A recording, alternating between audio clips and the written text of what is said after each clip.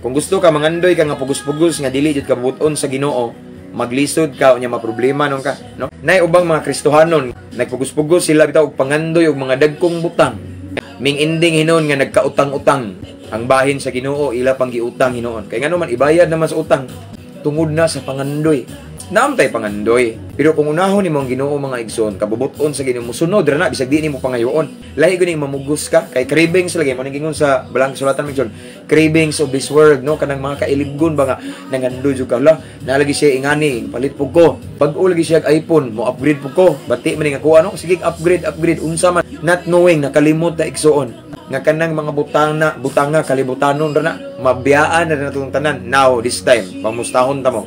Kumusta inyong relasyon sa Ginoo? Busy ra ta kayong upgrade sa atong mga gadget, sa atong mga cellphone, atong mga laptop, atong mga sakyanan. Pero nakalimutan nga diri ra na tanan sa kalibutan.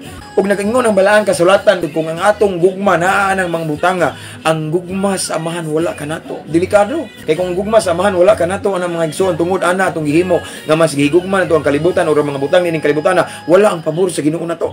How can we survive sa tanang mga krisis, mga problema kung wala ang Ginoo nato ang pabor? Kay wala man kuno yang gugma, biblikal man eh.